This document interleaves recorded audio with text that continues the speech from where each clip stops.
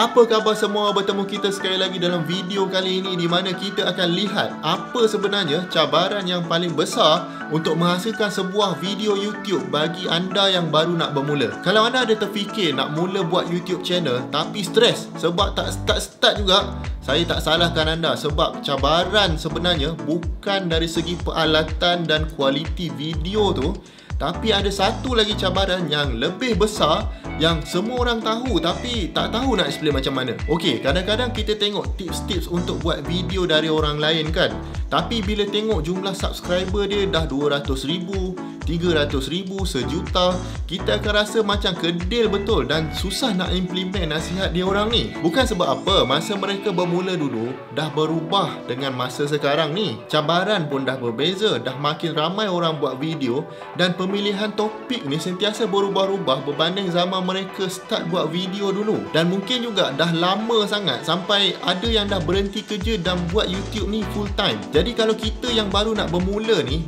memang susah nak ikut rentak mereka. Sebelum buat video ni pun saya ada terfikir juga. Saya baru je start dalam 2 bulan macam tu, dan sekarang pada waktu video ni direkod, subscriber hanya ada dalam 1,000 saja. Bersyukur sangat saya sebab ada orang nak tengok video saya dan subscribe pula tu. Tapi kalau anda belum subscribe, jangan lupa subscribe tau. Jadi saya tak tahulah saya ni layak atau tidak buat video ni. Saya yakin banyak lagi yang perlu saya belajar untuk buat YouTube ni, dan kita memang kena sentiasa belajar. Cuma yang menarik dengan keadaan saya sekarang adalah disebabkan saya baru bermula dan pula tu ada kerja full time, buat YouTube pun sebabkan hobi je. Saya rasa ramai antara anda semua yang kalau anda baru nak mulakan channel YouTube, kita berada dalam situasi yang sama. Nak buat sebagai hobi, ada kerja tetap, tak banyak masa nak buat video. Bagi saya lah, sewaktu nak bermula ni dan kita pula bekerja tetap, cabaran paling besar adalah sebenarnya persepsi orang ramai. Kita risau sebenarnya bila orang tahu kita buat video YouTube, nanti kawan-kawan kita akan fikir, bila masa dia buat semua ni kan, tak ada kerja ke? Weh, malu kalau orang cakap macam ni. Inilah bagi saya halangan mental yang paling besar. Jadi apa yang saya buat pada mulanya? Saya buatlah secara senyap-senyap. Cuma masalah sekarang ni, di zaman sekarang ni, manalah boleh nak sorok-sorok lagi di media sosial. Kita buat video memang untuk orang tengok, jadi besar kemungkinan yang nak tengok tu pun kawan-kawan kita juga. Yelah, sebab tak ada orang kenal kita pun, jadi mesti kawan-kawan sendiri yang akan tengok pada peringkat awal kan. Tapi masalahnya kawan-kawan ni jugalah yang kita risau akan kutuk kita tak buat kerja nanti. Bayangkanlah kalau anda seorang yang serius di office, ada bos, ada anak buah, ada orang bawahan. Jadi mesti rasa pelik kalau dia orang dapat tahu anda buat video. Lepas tu video yang pelik-pelik pula tu kan, dia orang mesti tak sangka lah anda akan buat semua tu. Jadi nak buat macam mana? Anda bayangkan, rasa takut ni lah yang sebenarnya menghalang anda untuk buat video.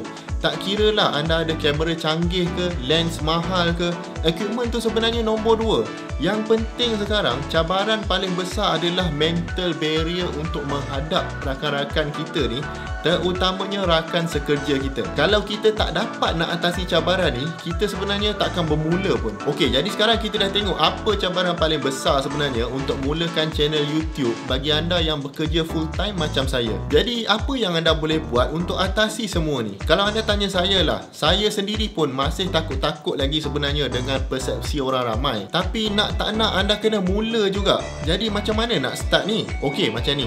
Sebelum mula fikir idea, sebelum pergi beli barang, sebelum pening kepala, anda tanya diri anda dulu, kenapa anda nak buat YouTube video? Apa yang anda nak sebenarnya? Okey, saya bagi contoh diri saya sendirilah. Saya ni adalah seorang pendidik di sebuah universiti. Memang kerja saya setiap hari mengajar orang lah, tapi kelas saya ni limited. Paling ramai saya boleh ajar setahun pun dalam 200 orang saja. Dan saya rasa apa yang saya ajarkan ni berguna untuk lagi ramai orang dari tu. Jadi saya fikir, kalaulah saya dapat bawa kelas saya ni ke dalam talian, mesti lagi ramai orang dapat belajar. Tak perlulah belajar yang sangat complicated macam dalam kelas tu, tapi benda-benda berkaitan isu semasa. Contohnya, kes tertinggal anak dalam kereta. Ini something yang saya boleh ulas dan ajarkan kepada semua orang supaya tak berlaku lagi kes tragis yang macam ni. Jadi nasib baiklah YouTube ni percuma saja dan semua orang pun ada akses pada YouTube. Dan saya fikir walaupun saya buat apa pun sekarang ni, asalkan saya dah publish video tu, Dalam sedar tak sedar saya sebenarnya sentiasa mendidik orang. Dan benda ni bagi kepuasan pada saya. Itu kes saya lah. Bagi anda pula mungkin berbeza. Mungkin anda suka travel dan nak ajak orang menikmati pemandangan yang anda tengok. Mungkin ada benda yang anda minat dan anda nak share dengan orang yang ada minat yang sama. Pokoknya anda kena ada sebab untuk mulakan YouTube ni kalau anda nak mengatasi mental barrier tadi. Fikir lama-lama, ambil masa bagi anda kahwin, discuss dengan isteri atau suami anda. Kalau anda rasa berbaloi, maka anda mulakan dengan satu video dulu. Tak kira seminit ke, 3 minit ke, 5 minit ke, janji anda rekod dan publish di YouTube. Biasanya video pertama ni tak ada orang tengok pun. Saya dulu sendiri berulang kali tekan refresh banyak-banyak sebab suka tengok view tu naik kan. Tapi bila bangun pagi esok, view turun balik. Sebab YouTube ni dia bijak, susah juga nak tipu dia. Kemudian suruh isteri saya tengok, suruh adik-adik tengok. Itu je lah. Tapi sebenarnya ada kelebihan dia kalau tak ada orang tengok video ni. Sebab video pertama memang akan teruk. Saya pun malu nak tengok balik video saya tu. Jadi kalau ada orang tengok, saya bersyukur betul. Tak ada orang tengok pun, saya bersyukur juga. Jadi betul-betul think positif ni kan. Tapi biasanya bila anda dah terlepas dari ketakutan persepsi orang tadi, anda akan publish lagi video yang kedua pula. Kali ni lebih baik dari video pertama. Dan begitulah seterusnya dan seterusnya. Dan mungkin kepada anda yang nak bermula, saya faham YouTube ni ada potensi untuk satu hari dapat generate pendapatan untuk kita. Tapi pada zaman sekarang ni kita kena hati-hati sikit dengan mindset ni.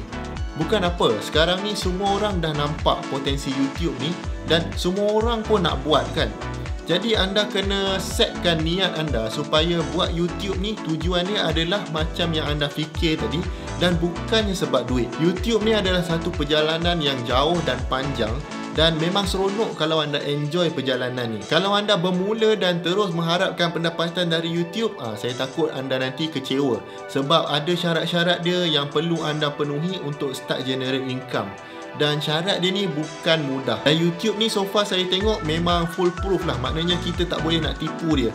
Algoritma dia sangat bijak. Jadi akhir sekali pesan saya, kalau anda berniat nak mulakan YouTube channel dan ada benda yang anda nak share dengan semua orang, teruskan usaha anda. Pastikan niat anda betul dan saya doakan anda akan berjaya. Jadi setakat ni saja perkongsian kita dalam video kali ini. Apa pendapat anda? Besar tak cabaran nak mulakan YouTube ni? Kalau ada yang saya miss, tinggalkan komen anda di bawah. Dan pada yang baru terjumpa channel ni dan anda suka dengan konten yang macam ni, bantu kami dengan klik butang like dan subscribe. Terima kasih kerana menonton. Sehingga berjumpa lagi di video yang akan datang. Assalamualaikum.